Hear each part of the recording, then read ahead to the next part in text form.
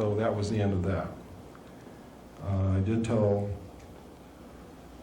a good friend about it years later. When we arrived in Pearl Harbor, an officer from the Office of Naval Intelligence came on board and debriefed each one of us independently of the others. I do not know what went on in the debriefings of the other personnel involved, but when I went in, he began to ask me what I saw. When I began to describe to him what I saw, he became very upset, even enraged. And having come from a military family, having a father who was an Air Force pilot and an officer, having served 4 years in the Air Force, I knew what this man wanted to hear. It was obvious to me. So I told him what he wanted to hear so that I didn't have to go through with what I knew I would have to go through if I told him anything else. So I told him, sir, I did not see anything. I don't know what you're talking about. And he said, that's the spirit. I had to sign a security oath. I was dismissed, told that I was a good sailor, had a good future with the Navy, and I left. On the way out, Seaman DiGirolamo was braced up against the bulkhead in the passageway, and I whispered to him, tell him you didn't see anything. And I don't know whether he did or not, because we never talked about it again amongst ourselves. Several years later, I was trained again. Well, in between this, I struck, or striking is what you call trying out for a certain particular job. I was striking for quartermaster, which is navigation. It's where you navigate whatever ship or vessel you're on. I made it, was promoted to third-class quartermaster. Eventually was promoted to second-class quartermaster. I was then trained by Naval Intelligence in my secondary NEC, which is 9545, which is internal security. I was then sent to Vietnam, where I was given a multi-million-dollar patrol boat. I was given 5 other lives to take care of and mother and be a friend to and be a daddy to and everything else, and was given a river and everybody that lived on both sides of that river and said, Bill, go out and kick their butts. And while you're out there, try to collect as much intelligence as you can, try to learn as much as you can from the local people, try to make friends with them, keep the river safe and secure, etc., etc., etc. While I was there, I learned that there was much UFO activity in Vietnam, an awful lot of UFO activity. They were called in official reports helicopters, enemy helicopters. Well, anyone who knows anything about Vietnam, if you look in documents released about Vietnam under the Freedom of Information Act, you will find many reports of any enemy helicopters attacking our troops, attacking the enemy's troops, taking villagers away from their villages. The truth is, ladies and gentlemen, North Vietnam had no helicopters, period. It was really UFO activity. When I came back to the United States, I was assigned to the Commander-in-Chief of the United States Pacific Fleet and was specifically assigned to the intelligence briefing team for Admiral Bernard Clary, who at that time was the Commander-in-Chief of the United States Pacific Fleet. While serving in this official capacity, I had occasion to prepare briefings on flaps. You know what a flap is? I mean, something's happening right now, and it's very important, and everybody's concerned about it, and all the admirals are in the command center, and they want to know what the hell is going on, and they want up-to-date information, and they want the plots correct, and they want to know who's over here, and what's the closest ship, and how fast can we get a United States Marine unit there. That's what you call a flap. In other words, everybody's throwing it all in the fan, and it's all coming out on me and the other people who were with me. It was our job to provide this information on a 24-hour basis. And specifically every day, we would come in very early in the morning, about 4 a.m., and we would prepare a briefing which took place at between 8 and 9 o'clock, whenever the Admiral was ready, because we didn't tell him when to be there. He told us when he was there, and when he was there, we had to be ready. Between 8 and 9 o'clock, usually, we would present a briefing to the Admiral and his chiefs of staff. Now, you have to remember that this man had reason to know what was going on in half of the world, because he's literally responsible for the Pacific Ocean and the Indian Ocean and everything in between, including the land masses. In case of a nuclear attack or nuclear war or any kind of a war, it is the United States Navy that will deal the primary blow to the enemy, will deliver the war to the enemy first, and will usually carry it through to the end. And that is the truth.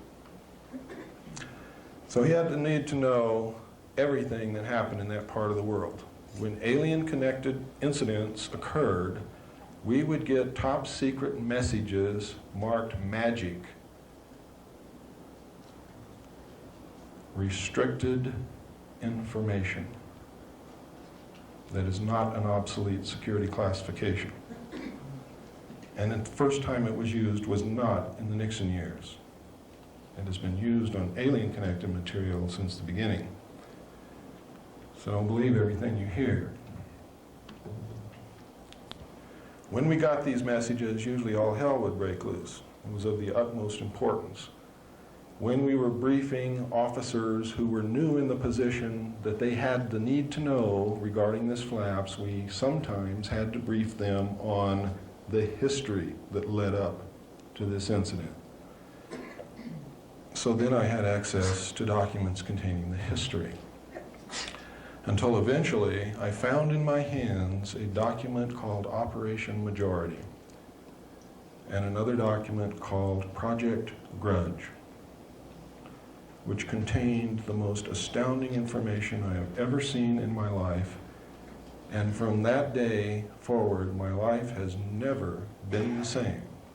It has not been normal in any way, and I wish that it had been somebody else who had seen the information. But because no one else has had the guts to stand up and talk about what they've seen, I'm kind of glad that it was me, because I do have, and I will continue. Because you need to know what was in those documents and what's happening. Now, if I had not seen the UFO with my own eyes first, I would have thought that this whole scenario that I saw in these documents was a hoax. Not perpetrated by the Navy or the Office of Naval Intelligence or the United States government to fool me or to fool anybody else in the Navy. I would have thought it was a hoax after I had read Operation Majority that outlined the plans for the secret government, the secret world government, to come into power. I would have thought that it was a hoax to scare you into bringing that about. And I still think that they're going to use it to try to bring it about. And I want to warn you beforehand not to believe a word they tell you when they tell you there's going to be an invasion from outer space. Because there's not going to be. It's already taken place.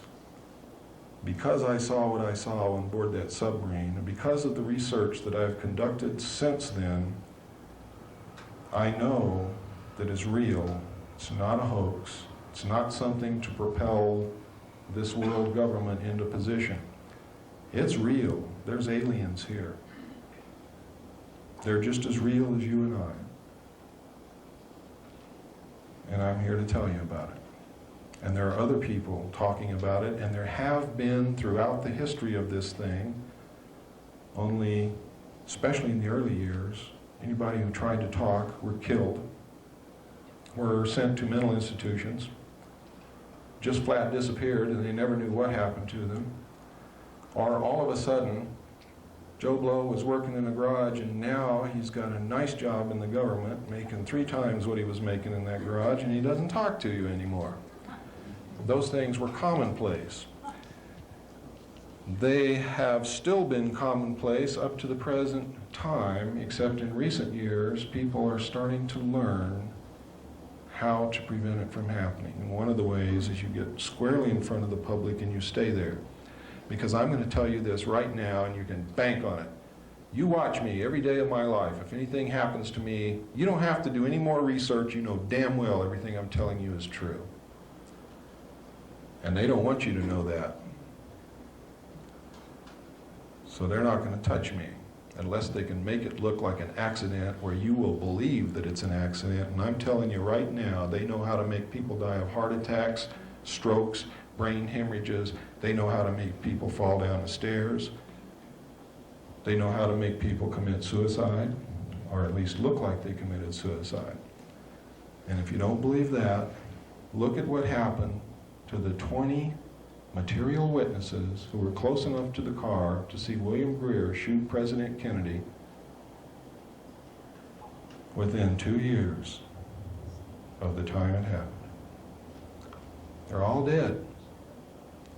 The odds of them all being dead is something like 300,000 trillion to 1. Some of them apparently, I say apparently because that word means that's what it looks like, committed suicide. One died of a karate chop to the neck. Several of them had heart attacks, etc., etc., etc. One man hung himself. They were all murdered. All of them. They were murdered by the Central Intelligence Agency. William Greer was the assassin who killed President Kennedy. He was a Secret Service agent. I'm going to show you the film here shortly. Many of you wonder, well, if that's really true, how come Jackie Kennedy never said anything? If the Secret Service, the highest protective body in the United States assigned to protect the President of the United States, just shot President Kennedy, who in the hell is she going to tell? Me? I can't do anything except tell you. The FBI? J. Edgar Hoover is one of the men who ordered his assassination. He was a member of MJ-12.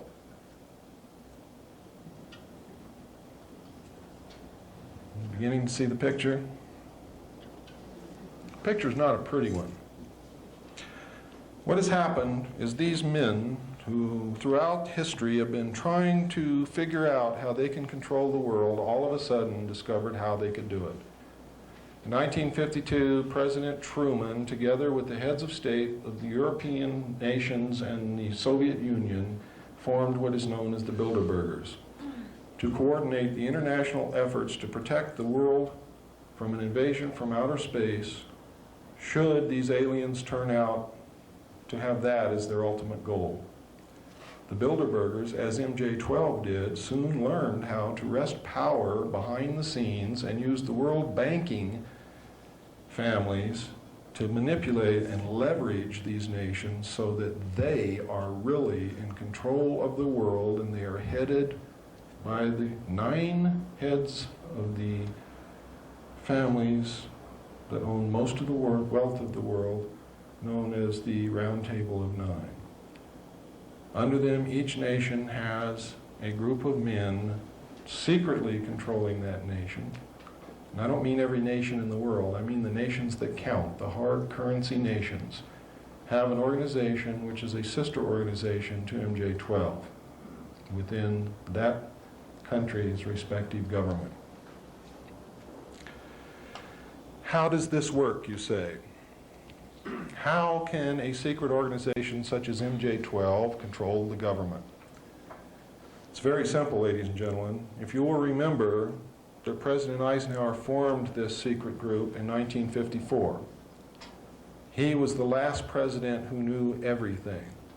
They began in 1954 to issue secret executive orders in the form of NSC memos to wrest power away from the president and effectively isolate the president. They took the power to appoint appointees in the government away from the president. And if the president wants to appoint someone whom they don't want him to appoint, they have a way of embarrassing the president to get him back into line, or getting rid of him altogether, or making sure that he doesn't get elected if he's not willing to play the game.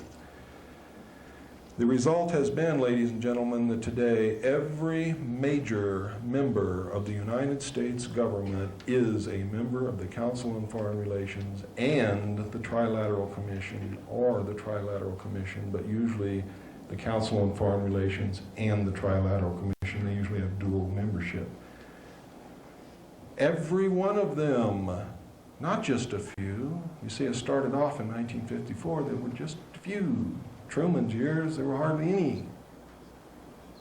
Eisenhower got in, he was a member of the Council of Foreign Relations. He appointed some. After that, when they took the power to appoint on themselves, they told the president who to put in those positions, and that's who got those positions. And today, the Council on Foreign Relations and the Trilateral Commission is the government. The government is not representing us. They are representing the Council on Foreign Relations and the Trilateral Commission and the secret world order. Please, when you go out of this room, look it up yourself.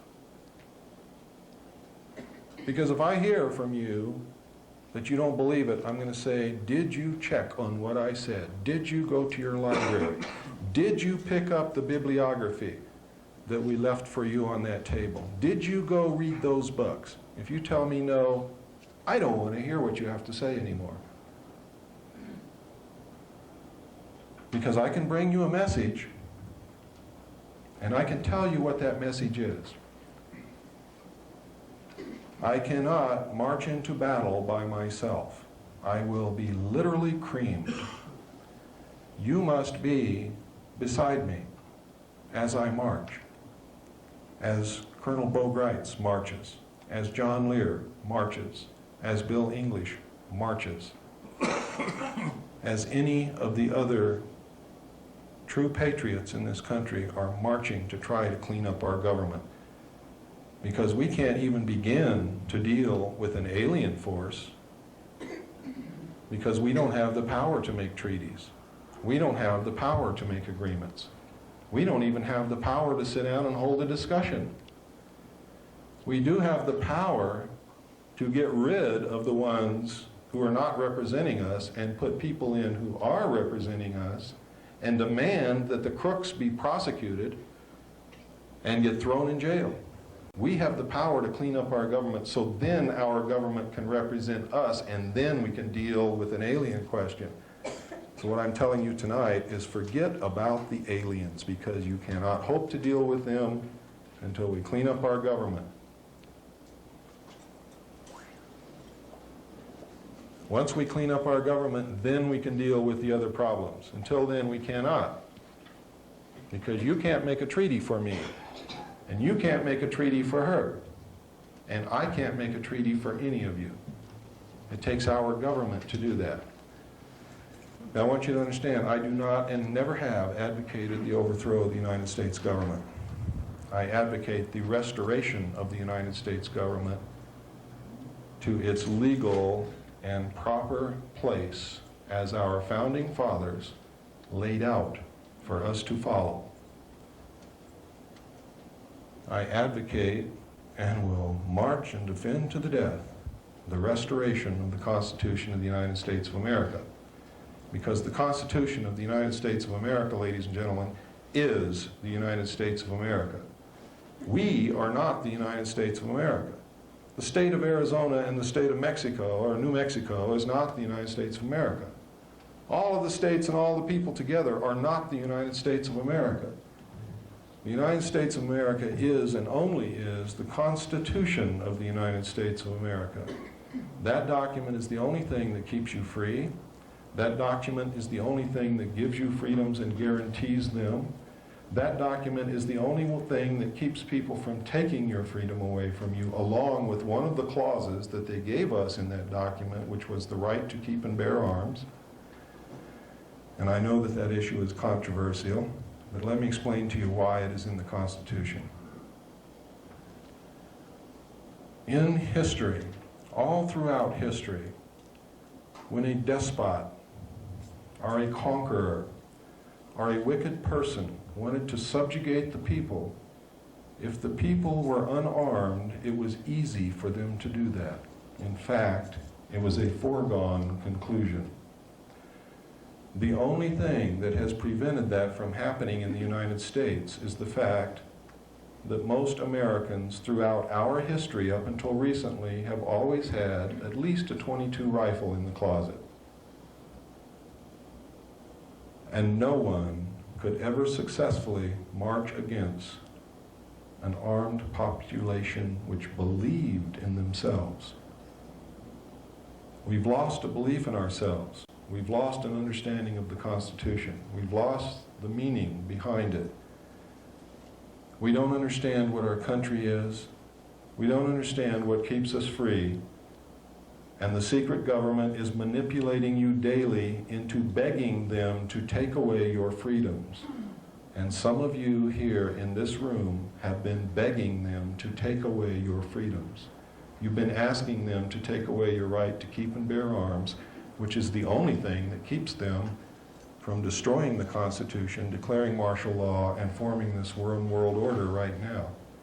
The only thing preventing that is the guns in our closets. That's all, because they would have done it years ago if it had not been for that. Many of you right now in this room have been screaming for the government to take away some of our freedoms in order to get the drugs off the streets. You've been saying, I'm willing to give up some of my freedom to get rid of this terrible plague.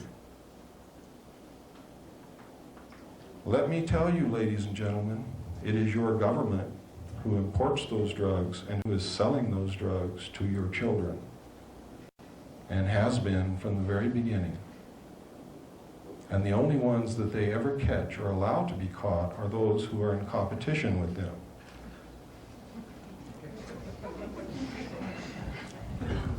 This operation was put into place in the late 50s. It was organized by George Bush in cooperation with the CIA while he was president and CEO of Zapata Oil. Their plan was to bring the drugs in from Central and South America to the offshore oil platforms of Zapata Oil, from there to bring them into the United States by the normal crew conveyance and helicopters. Therefore, they would not have to undergo inspection by custom officials or law enforcement agencies of any kind. And it's been going on ever since. Today, the drugs do not enter this country by the little planes that they would have you believe on the 6 o'clock news, nor by the little boats that they say are speeding across the Caribbean. The Coast Guard, ladies and gentlemen, and the United States Navy are not inept. Every aircraft that approaches the borders of this country from any direction is monitored minute by minute by the North American Air Defense Command. The drugs, ladies and gentlemen, are brought into this country on CIA proprietary contract aircraft and military aircraft, and land on CIA facilities in the United States and on military air bases, and Homestead Air Force Base is one of those bases where those planes land.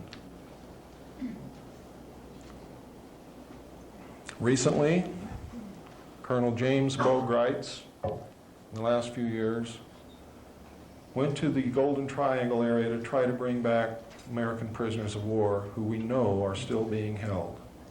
We've always known it. The government has known it. They have misused the Office of Prisoner of War Accountability to transact these drug deals. So they don't want the prisoners of war to come home. Well, we didn't know that until Bo Greitz went over there and talked to a gentleman by the name of General Kunsa, who is the drug overlord of the Golden Triangle.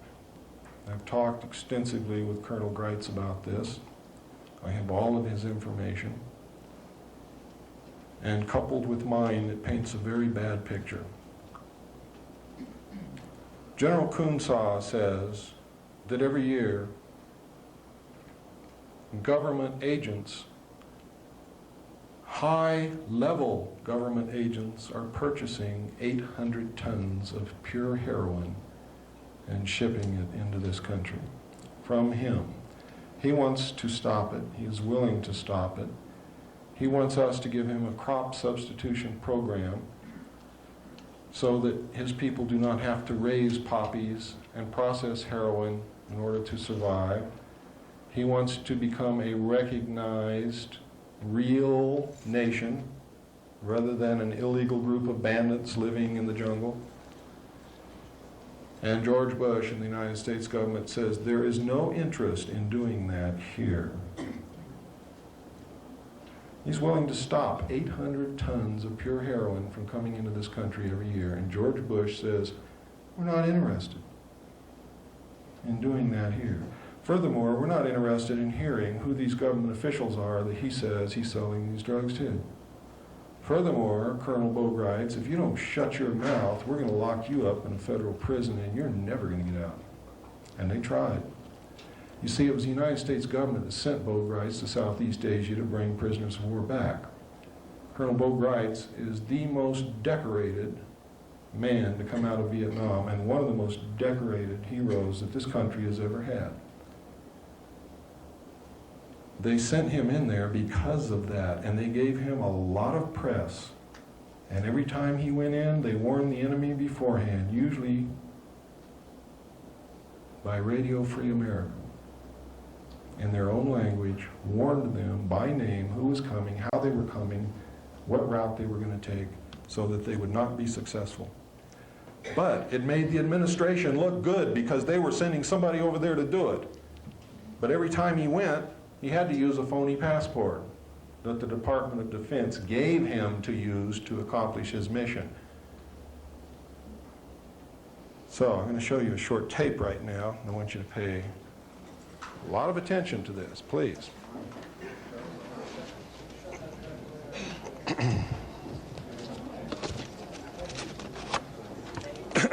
have the lights, Jim? Yeah, it reflects right in the center. That one back there.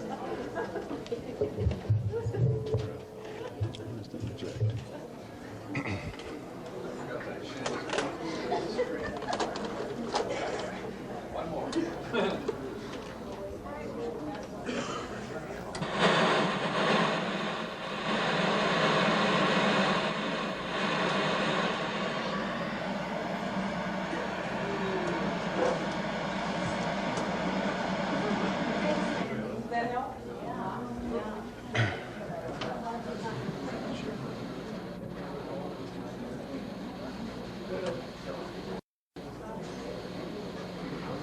On April 18, 1989, what many Americans regard as the most important trial in the United States began with little fanfare in Las Vegas, Nevada federal court. Although it was well covered by the local media, in stark contrast to the Oliver North trial, the national print and broadcast media were conspicuously absent. It was almost as if an invisible dome had descended over Las Vegas to prevent any satellite uplink from reaching the rest of the nation.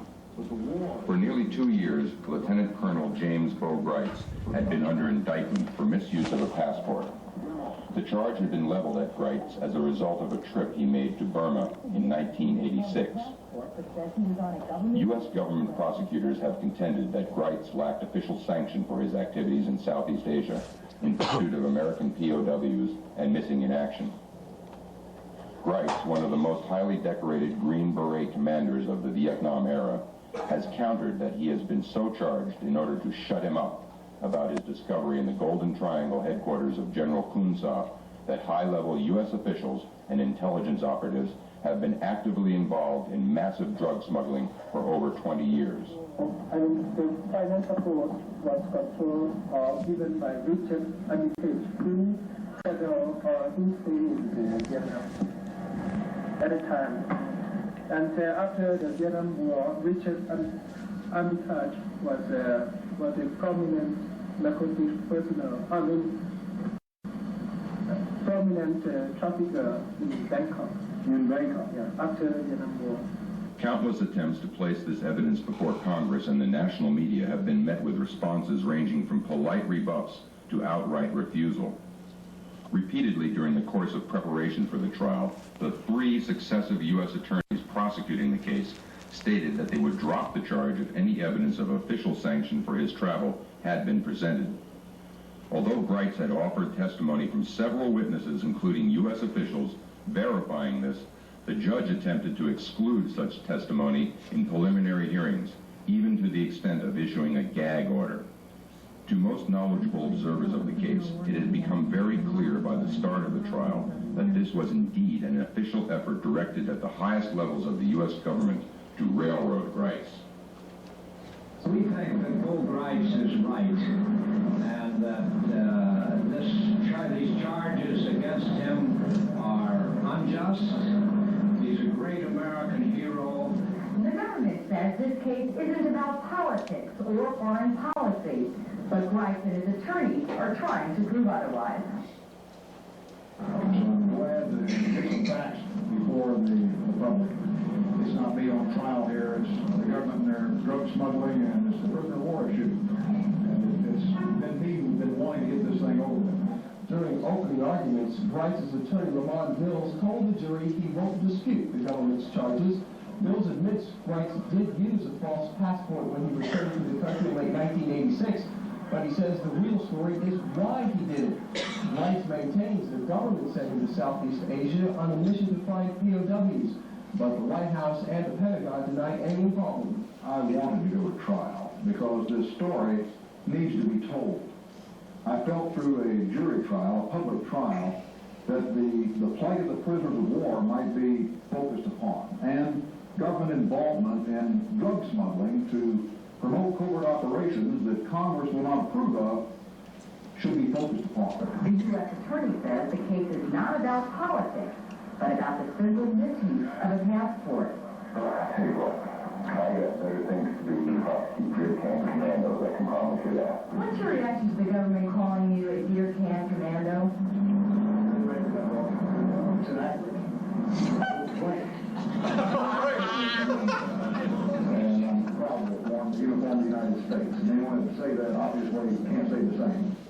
Former Green Beret Bo Brights has been acquitted on charges of using a phony passport. In federal court this morning, Judge Philip Crowe said he had no choice but to toss out the case. He says the government charged Brights under the wrong statutes. Former Green Beret Bo Brights is a 3-minute tonight. The federal judge has thrown out a felony passport charge against him. Federal Judge Phil Crowe dismissed the case against Brights today, saying the government simply brought the wrong charge. Brights says he's pleased with the judge's decision, but that he still has a story to tell about what's going on in Southeast Asia. It's not over until the prisoners of war home. It's not over until Richard Armitage is investigated and this government drug business is exposed. It's sweet and sour. No one likes to win a victory because the enemy fouls out. You don't even get a chance to take the field. According to the judge, we made a mistake. We should have charged a different statute. They were trying to save a case that they got watched, all right? And we know it, and we got him on it. We won. Case is over. He's acquitted, not guilty. Mills told reporters that there was a lot of interest in this case from high places, referring to Washington. George Bush called the what we did. Right. I'll say George Bush called me up and told me to get no right. George Bush called me up and told me to right. I'll say George Bush called me up and told me to George Bush called me up and told me to right. I'll say George Bush called me Such comments by a United States attorney following nearly 2 years of persecution of Lieutenant Colonel Brights and the expenditure of many thousands of taxpayers' dollars are alarming. If Maddox's statements are true, the implications are profoundly disturbing.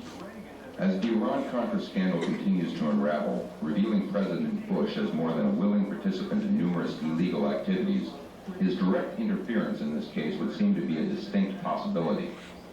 Such behavior by our chief executive and his legal representative in the state of Nevada compromises our judicial system and violates long-cherished standards of American jurisprudence. The government apparently hasn't given up on trying to convict both Wrights. A grand jury is now apparently looking at brand new charges. The government is still after Green Beret Colonel James Bo Wright. A federal grand jury has subpoenaed samples of Wright's handwriting. Yesterday, illegal use of passport charges were thrown out against Wright because the government filed the wrong charges. Today, word leaked out that the grand jury had taken up the Wright case again, and that the Wright's attorney, Lamont Mills, was hopping mad. It is unethical, it is childish. If that's true, that breaches everything I know about the grand jury process. It shows someone who's embarrassed and humiliated because they did it wrong and their case was thrown out of court. If the man is guilty, let him come in with an indictment and let us go to trial and establish our case. But to release things to the press, when you just started an investigation, violates everything I know about the grand jury process in this country and the Constitution upon which it's founded, and I'm mad. I wish I would have been able to present to the public exactly why they charged me. I was told that I would serve 15 years as a felon. I was promised aggravated charges and hostile witnesses if I did not agree to cover up what I found in Burma in 1986 and 1987. I'm going to be about finding prisoners of war. If they want to prosecute me for that, they're certainly going to have the chance. Can we have the lights, please?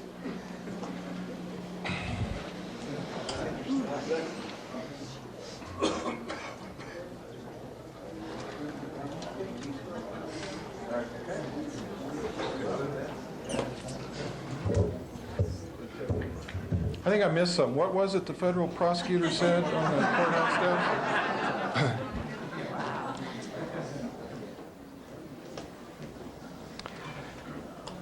It's important that we covered that segment of this talk because it leads directly into something that I'm going to cover next. The purpose of the importation and sale of illegal drugs to the American people was to finance the alien-connected projects and other black projects which they knew they could not take to Congress for funding. For two reasons.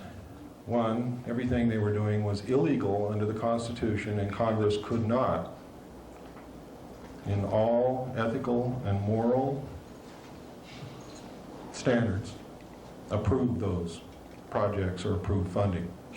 The second reason was they believed, and with some rightfulness, that if they told Congress, it would be the same as telling the public.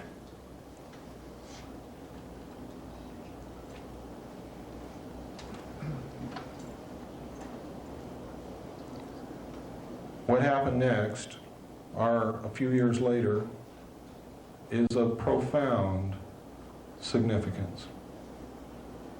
It is one of the most heinous crimes that this secret government has ever committed and ranks, in my estimation, right alongside the sale of drugs to our children.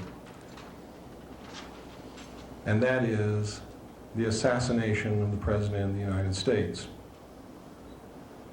There have been 3 presidents who have left office directly because of action of MJ-12, one of them by murder, assassination, however you want to dub it, it's all the same thing. President John F. Kennedy found out somehow that the CIA was behind the drug smuggling and the sale of drugs to the American people, and if you'll remember correctly, that was the years that the hippie movement began and the flower children began to come out. And they were looking for answers because they were disillusioned. And one of the answers where they found solace was drugs. And President Kennedy was a very idealistic man. I think when he took the presidency, he fully intended to play the game until he discovered the weight of the position and the importance of the position and the trust that the American people placed in the president. And I sincerely believe that he and his brother sat down and decided that that was going to be the first honest presidency. They attempted to get rid of corporate crime, organized crime. He attempted to do things right. He was idealistic. He was charismatic. The people followed him. They loved him. We still love him. What happened to him was a terrible blow. I was sitting in a barracks. I had what you call the watch. And part of the watch was so boring that I was actually watching television. And what I was watching was the Kennedy motorcade in Dallas, and I was on an Air Force base called Shepherd Air Force Base in Wichita Falls, Texas. And what I saw was a man whom I believed in with all my heart,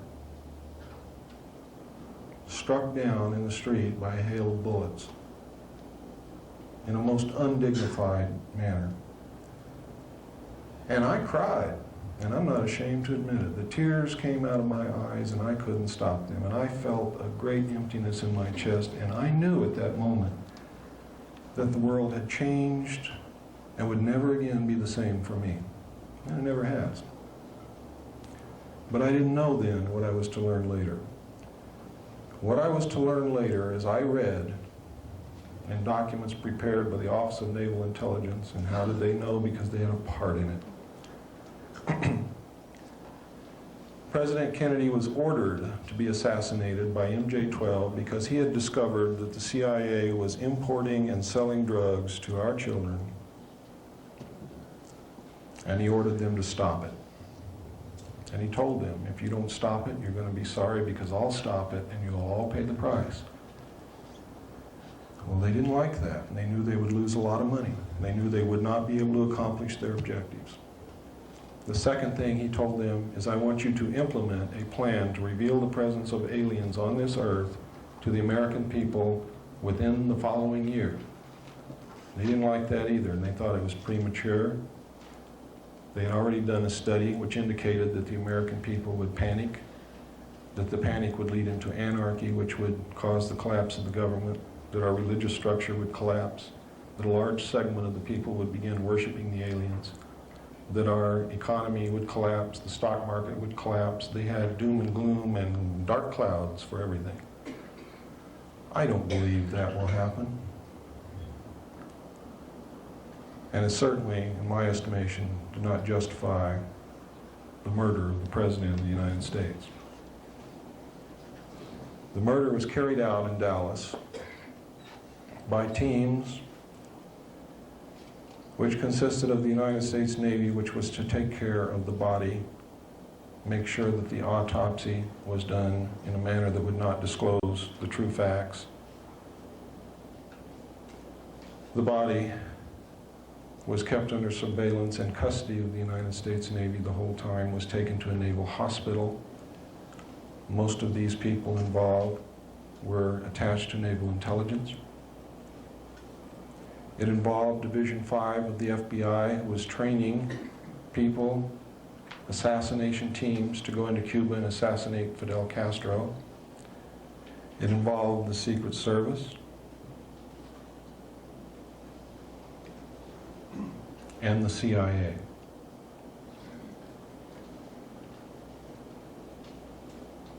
When the long-range shots missed, and there were many more shots fired than anything that you've heard before,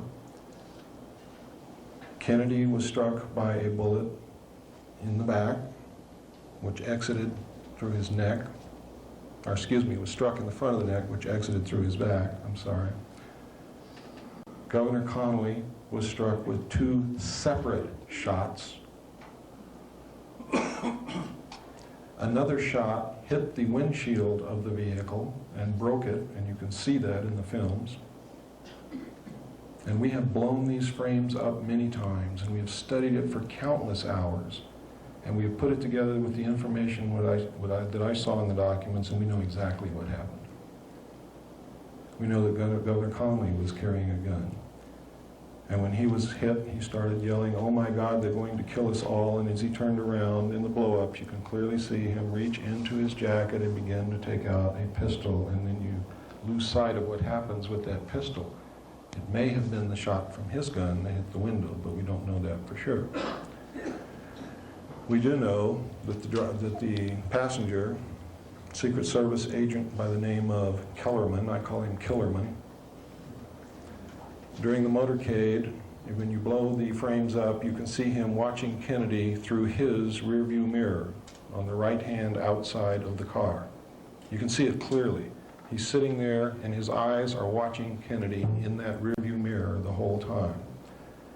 When Kennedy is struck in the throat, he watches for a few more seconds, then he turns around, he verifies it, he turns back to the front, he passes something to the driver, who is William Greer.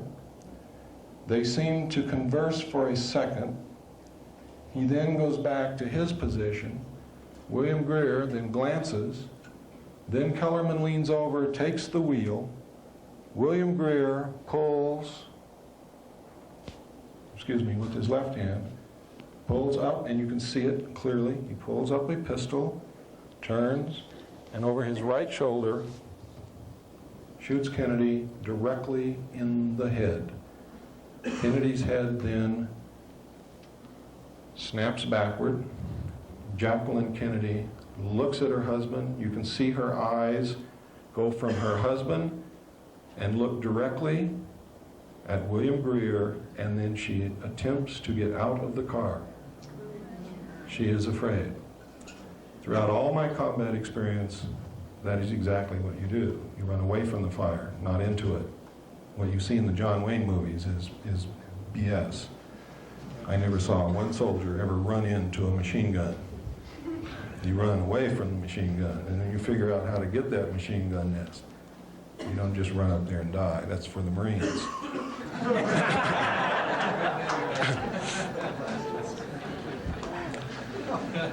If there are any ex-Marines in the crowd, I certainly do not intend to slight you. The Marines are probably one of the bravest group of men that we have in this country.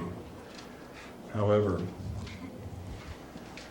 how they ever get the courage to get out of a small boat and run up on a beach and die so that someone else can run up behind them and lay down and use that body for cover, I will never, never know.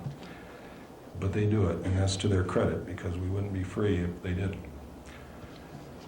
But anyway, that's what prompted that remark. I've seen this happen, and it amazes me.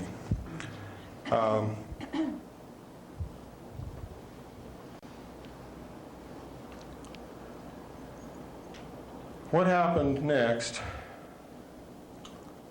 was that both men in the front seat hunched down. The car speeds up out of sight. During the time when William Greer is actually shooting Kennedy, the car comes to almost a complete stop, which is exactly what a driver would do if someone else is holding the wheel and he's turning around to shoot someone. You would remove your foot from the accelerator. We have tried this, and it's exactly what people do instinctively. They don't even think about it, it just happens.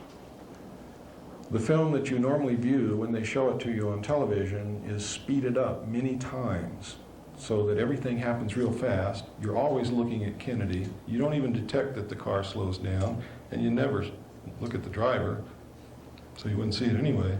But just to take a precaution, they cut a few clips out there, so even if you did think to look at the driver, you still wouldn't see it. But in the film I'm going to show you tonight, we got those clips. Now, when I saw those documents,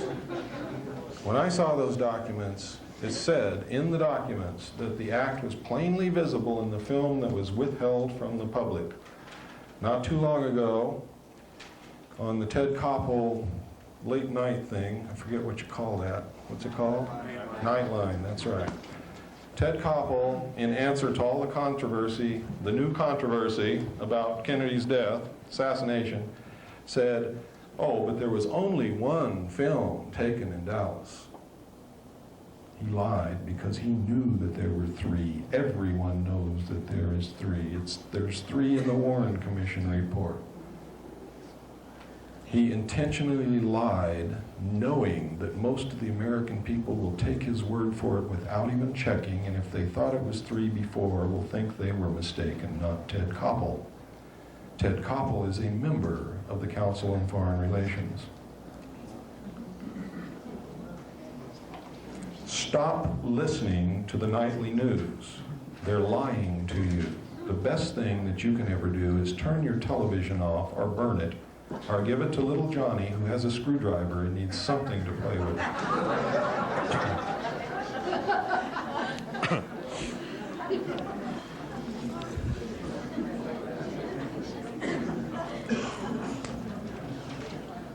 What happened next is they took the body to Parkland Hospital in Dallas. It was illegal to remove the body. No autopsy was taken there. The doctors were ordered by the FBI and were actually interfered with. They were told not to attempt to determine the path of the projectiles through the body. They were told to get the body ready for shipment as quickly as possible when it was determined that they could not save Kennedy's life. There was no investigation done in Dallas at all. The doctors did draw sketches of what they saw, and they did make reports of what they saw immediately following and during the incident. Now, if you understand the human mind and you understand the way the legal process works, those reports are legal documents and should stand up in any court of law or any investigation because they were done at the scene by professionals who were qualified to make those determinations.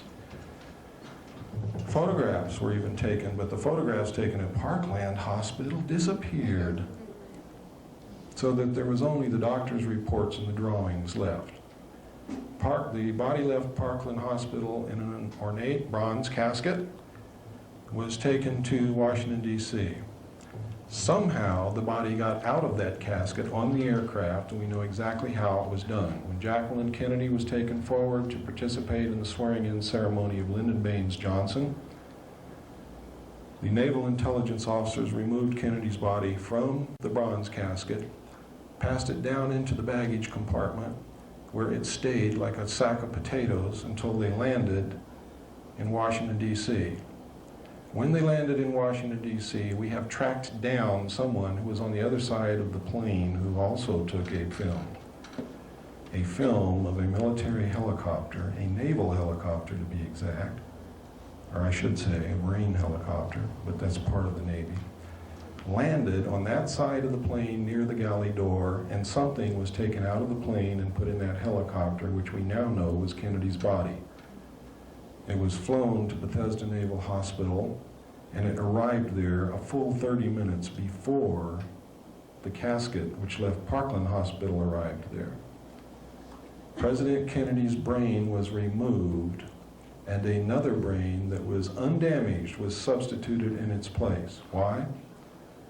Because if they had performed an autopsy on the brain that was really actually President Kennedy's brain, they would have found that he was hit from the front, that it was an exploding pellet and not a bullet, and they would have found fragments of that pellet, and they would have found large amounts of toxic shellfish poison in the brain, which was exploded into the brain when this pellet did its thing. And it would have said, CIA, CIA, CIA, CIA, because the CIA had that type of weapon at that time, and it was well known. When they finished doing that, they surgically repaired the wounds to make it look like he was hit from behind, and then they took photographs of these repairs. Then they took the body in to be autopsied as if it had come out of the bronze casket. They also altered the throat wound. We know this. Kennedy's brain was taken out of the room where all this occurred on a gurney, covered with a cloth, and when people asked what that was, being wheeled down the hall and the gurney covered with the cloths, because everybody wanted to know what the hell was going on, they were told that a woman had delivered a stillborn baby, and that was the stillborn baby. It was not, it was Kennedy's brain. Checking the records and doing thorough research, we have found out that there was no stillborn baby in Bethesda Naval Hospital on that day, or the day before, or the day after. Witnesses asked what the other casket was doing in the room.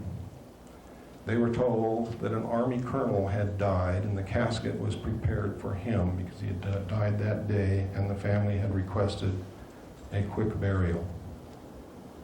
Checking the records, an Army colonel had not died in that hospital. In fact, no one had died in that hospital that day, and an Army colonel had not died in that hospital for some time.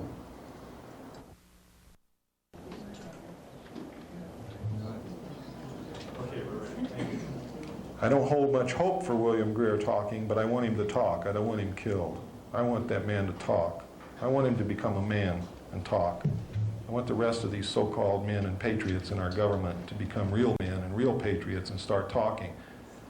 Because right now, I'm going to tell it in front of you, I'll tell it in front of the world, I'll tell it in front of the government. Our top military commanders are cowards and they are traitors. The men who represent us are cowards and traitors, and they're all afraid to talk. They're scared to death to talk. They'll let the country go down the tubes before they'll stand up and do what a man should do. And what our history demands that any man who calls himself a patriot do. Stand up and talk and tell the truth. And I'm going to continue, and I'm going to ask that you continue with some of the things that I'm going to ask you to do tonight when you leave here over the next few days and into the next year. I'm going to ask you to continue until we clean up this government, until it gets back to a government of, for, and by the people.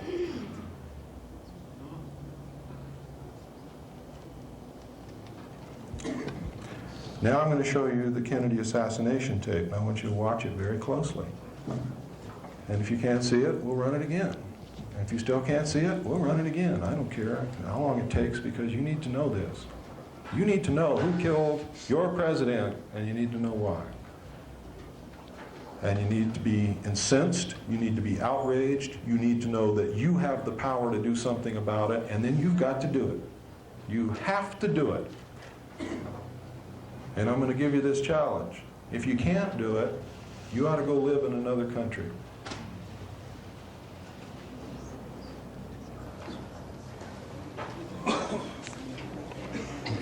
Let's see here.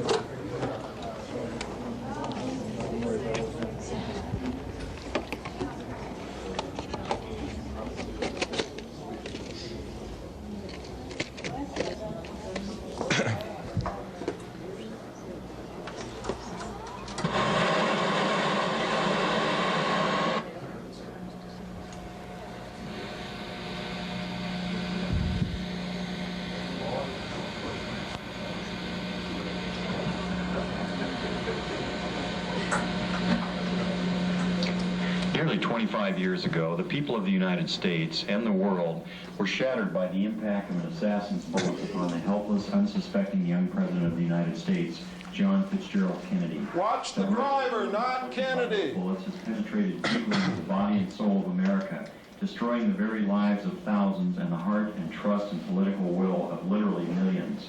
And the years that have passed since this tragic event removed from the world stage perhaps one of the most promising human agents of peace and progressive political development, we have been fed one officially sanctioned lie after another, beginning with a blue ribbon cover-up commission to a castrated Senate Select Committee seeking to shed light upon an event deliberately enshrouded in deception, concealment, and outright falsehood. 25 years is long enough. It is time the truth was finally told, in the earnest hope that it will truly set us free of the murderers who pose as our protectors. What we're observing here is the motorcade in Dallas on November 22nd, 1963. As the presidential car passes behind the freeway sign, President Kennedy is struck in the throat by a bullet that was fired from the grassy knoll. As he's grasping his throat, John Connolly is turning around to his right. He at that point is struck. You notice the the passenger of the car turning back to see what has happened to the president. As he turns back to the front, the driver of the car turns with his left arm over his right shoulder with a pistol and fires. You see the 45 caliber nickel-plated automatic weapon in his left hand. He's firing over his right shoulder. You see it in relief. You see his head pointing backwards towards the president.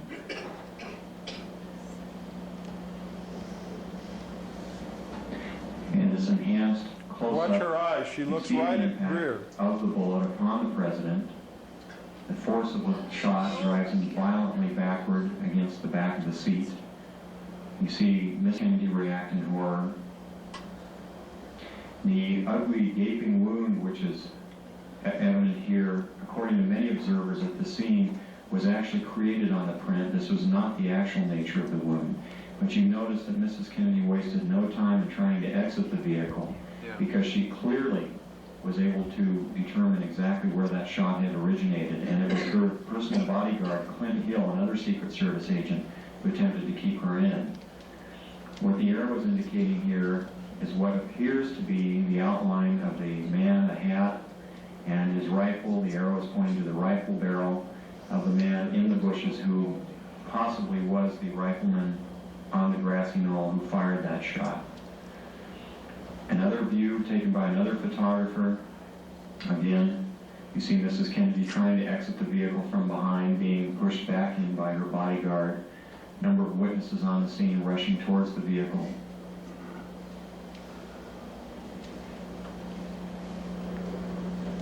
In this section, the man standing on the far right of the wall there is Abraham Zapruder, the photographer who took the original photos. The arrow here is indicating what was very likely the rifleman on the grassy knoll, the man who fired the shot which penetrated Kennedy's throat from the front, not from behind as the Warren Commission would have you believe.